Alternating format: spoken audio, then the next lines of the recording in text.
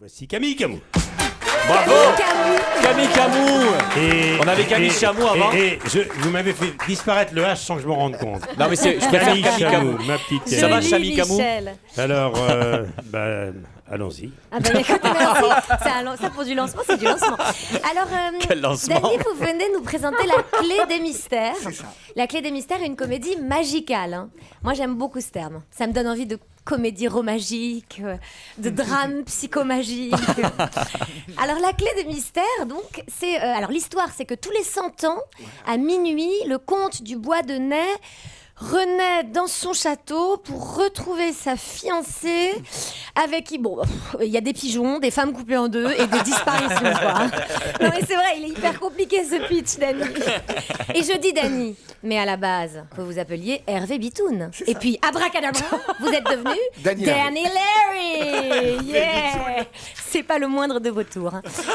Alors, Dany, vous êtes né à Oran, en Algérie. Donc vous êtes pieds noirs.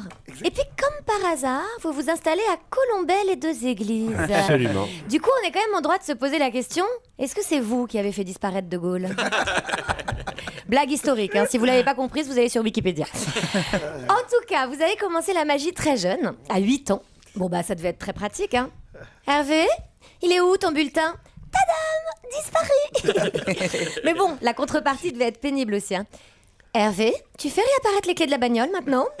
Ou encore, Hervé, ton père n'est pas rentré depuis un mois, tu peux le faire réapparaître s'il te plaît? Pardon, c'est pas marrant du tout de faire des blagues là-dessus, c'est du drame psychomagique.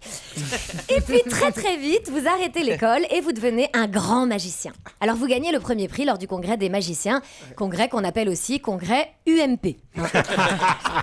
Bah c'est vrai Dany, hein, vous pourriez quand même mettre votre magie au service des causes nationales en ce moment. Parce que franchement, le coup de l'UMP coupé en deux, hein, il faudrait quand même que vous fassiez quelque chose pour eux, sérieusement.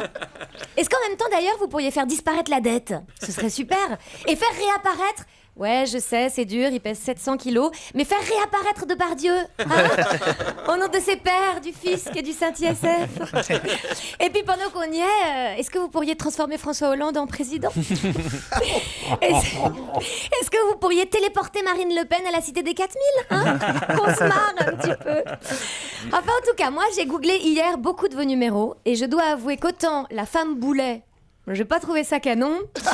Autant la... Attendez, c'est pas fini. Autant la femme coupée en deux, ça m'a scié. Ah oui. Ah oui, alors. Camille Camou. Oui, je sais. Ah, on se fait pas scier, hein. Non, mais Ici. je vais vous dire, heureusement qu'il y a les podcasts pour retrouver la saveur des meilleurs jeux de mots. Hein. Alors, j'ai d'ailleurs eu le plaisir de découvrir vos nombreuses tenues de scène. Bon, bah, je pense que vous vous occupez également de la disparition du goût. Hein.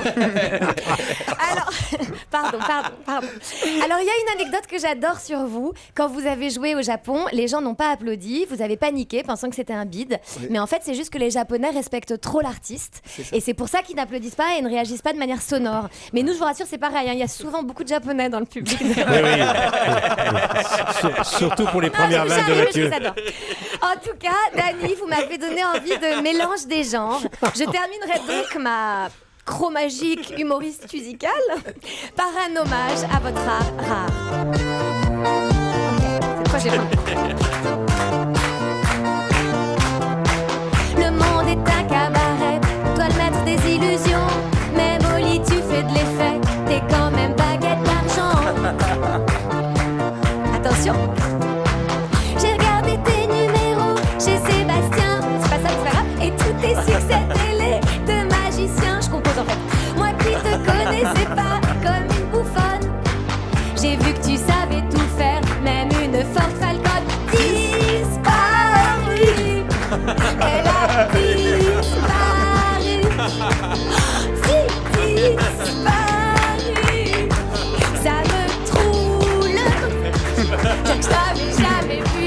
Bravo. Camille Chamou, qui est la seule chroniqueuse qui chante en même temps, vous l'avez remarqué. Il chante mal.